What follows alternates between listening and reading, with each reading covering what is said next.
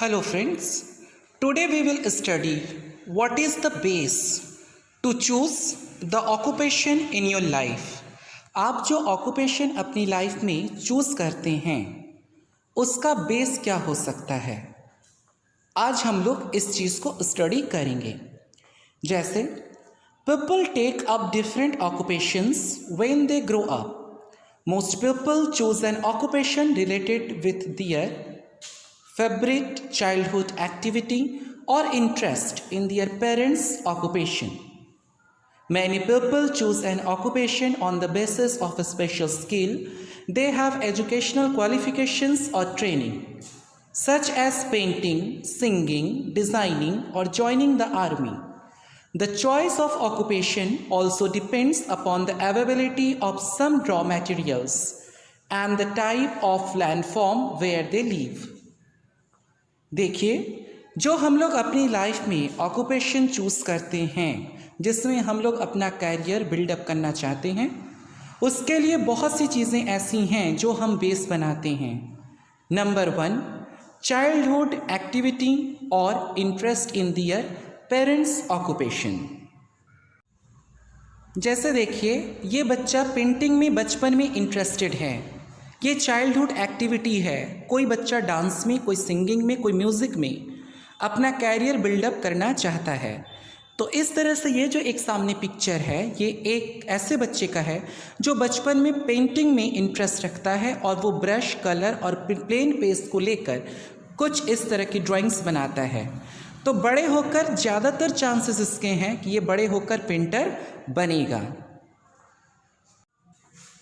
Singing, एक बच्चा जो बचपन में सिंगिंग पसंद करता है वो अक्सर अपने स्कूल में होने वाली एक्टिविटीज़ और कंपटीशन में सिंगिंग अगर एक्टिविटी होती है तो उसमें वो पार्टिसिपेट करना पसंद करता है। ऐसे में ज़्यादातर चांसेस हैं कि जब वो बड़ा होगा तो वो अपने ऑक्यूपेशन में सिंगिंग को चूज़ करेगा और एज एन ऑक्यूपेशन वह उसमें अपना कैरियर बिल्डअप करेगा। कुछ ऑक्यूपेशन ऐसे होते हैं जो वो पेरेंट्स के थ्रू एक जनरेशन से दूसरे जनरेशन को शिफ्ट होते हैं। जैसे अगर किसी के पिताजी फार्मर थे और वो फार्मिंग का काम किया करते थे, तो आगे चलकर उनका जो नेक्स्ट जनरेशन है, मीन्स उनके बेटे या फिर ग्रैंडसन, वो भी उस काम को संभाल लेते हैं और वह भी फार्मर बनकर एग्रीकल्चर का काम करते हैं। पॉटर बहुत सी जगहों पे आपने देखा होगा, गांवों पे या मार्केट में मिट्टी के बर्तन बिकते हुए, जनरली दिवाली के समय पे दिए बिकते हुए आप लोगों ने देखा होगा। यह भी एक तरह का ऑक्यूपेशन होता है जो कि एक जनरेशन से दूसरे जनरेशन को शिफ्ट होती है। अगर किसी के पिताजी इस तरह का काम करते हैं तो चांसेस ये हो सकता है कि उनके जो बेटे हैं या ग्रैंडसन हैं या उनकी आने वाली जो जनरेशन है वह भी इसी ऑक्यूपेशन को चूज़ करें और इस काम को आगे बढ़ाएं। Now I am going from third line. Many people choose an occupation on the basis of a special skill. They have educational qualification or training such as painting, singing, designing, or joining the army. The choice of occupation also depends upon the availability of some raw material and the type of landform where they live. ज़्यादातर लोग अपना जो occupation है उसका selection किस base पर करते हैं। नंबर 1 होता है स्पेशल स्किल, मीन्स वो बचपन से ही जिस क्षेत्र में विशेष योग्यता रखते हैं, जैसे singing, dancing, painting, decoration, embroidery, pot painting, इस तरह की चीज़ों में विशेष योग्यता रखते हैं और वह इस फील्ड में अपना कैरियर बिल्डअप करना पसंद करते हैं। फिर आता है एजुकेशनल क्वालिफिकेशन और ट्रेनिंग। इसके बाद जो लोग कोई ऑब्जेक्ट रखते हैं, नहीं मुझे वकील बनना है, पुलिस बनना, ऑफिसर बनना है, टीचर बनना है, तो वो लोग एक एजुकेशनल क्वालिफिकेशन गेन करते हैं और उसके बाद ट्रेनिंग, कुछ दिनों की ट्रेनिंग के दौरान कुछ चीज़ों को वो ऑक्यूपेशन में लेकर आते हैं। इसके अलावा कुछ चीज़ें होती हैं किसी स्पेशल एरिया में रॉ मटेरियल की अवेलेबिलिटी। जैसे सपोज करिए कहीं पे अगर बम्बूस की अवेलेबिलिटी बहुत अच्छी है तो वो वहाँ पे जो व्यवसाय हैं, ज़्यादातर लोग ऐसे व्यवसाय को सेलेक्ट का चुनाव करेंगे जिसमें वो बांस से बनी हुई चीज़ों को इस्तेमाल कर सकें। या फिर सपोज करिए कि कहीं ऐसी जगह है जहाँ पर बड़े बड़े पहाड़ हैं, तो वहाँ पर उन पहाड़ों को तोड़ने का काम शुरू होगा और उससे निकलने वाली पत्थरों से सीमेंट बनाने का काम शुरू होगा। तो इस तरह से कहीं कहीं पे जो रॉ मटेरियल है उसकी जो अवेलेबिलिटी होती है वो वहाँ के व्यवसाय के चुनाव का कारण बनता है।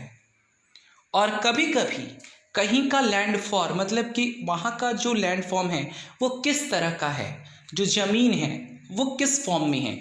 जैसे कहीं असम है तो वहाँ पे चाय बागान हो गई, ठीक है, कहीं पे धान की खेती हो गई, कहीं गन्ने की खेती हो गई, कहीं पे पशुपालन हो गया, कहीं पे कुछ और व्यवसाय हो गया। तो इस तरह से लैंड फॉर्म पे डिपेंड करता है कि वहाँ का ऑक्यूपेशन क्या होगा। देखिए म्यूजिशियन, ठीक है, म्यूजिशियन दो तरीके से हैं। नंबर 1 एक चाइल्डहुड एक्टिविटी, उनका सेल्फ इंटरेस्ट, और बाद में इसकी एक ट्रेनिंग लेना जिससे कि वो परफेक्ट म्यूजिशियन बन सके। तो म्यूज़िक फील्ड को एज एन ऑक्यूपेशन सेलेक्ट करने के लिए ये सारी चीज़ें बेस बनती हैं, जो कि सेल्फ इंटरेस्ट, चाइल्डहुड एक्टिविटीज़ और ट्रेनिंग, इन तीनों के जरिए इंसान एक म्यूजिशियन बन सकता है। लॉयर, लॉयर भी एजुकेशनल क्वालिफिकेशन और ट्रेनिंग पर बेस्ड ऑक्यूपेशन है। इसके लिए सबसे पहले लोगों को एक तय एजुकेशनल क्वालिफिकेशन पूरी करनी होती है और उसके बाद ट्रेनिंग और प्रैक्टिस पूरी हो जाने के बाद वो इस ऑक्यूपेशन को अपना पाते हैं। ये इमेज है बांस की चीज़ें बनाने वाले कुछ लोगों की। ये वो लोग हैं जो उस इलाके से बिलोंग करते हैं जहाँ पर बम्बूज इजीली अवेलेबल है। अब ये वो बेस बनता है जो रॉ मटेरियल्स पे बेस्ड करता है। ये वैसे क्षेत्र हैं जहाँ पर रॉ मटेरियल्स के फॉर्म में बम्बूज इजीली अवेलेबल हैं और जिस वजह से लोग उससे बनने वाली चीज़ों को बेस बनाकर अपना ऑक्यूपेशन चूज़ करते हैं। जैसे टोकरी बनाना, पंखे बनाना, सूप बनाना, छोटी छोटी कुर्सियाँ और डेकोरेटिव चीज़ें बनाना। और ये इस तरह से इन चीज़ों को बनाना ही अपना ऑक्यूपेशन बना लेते हैं क्योंकि उन क्षेत्रों में इस bamboos as a raw materials available होता है।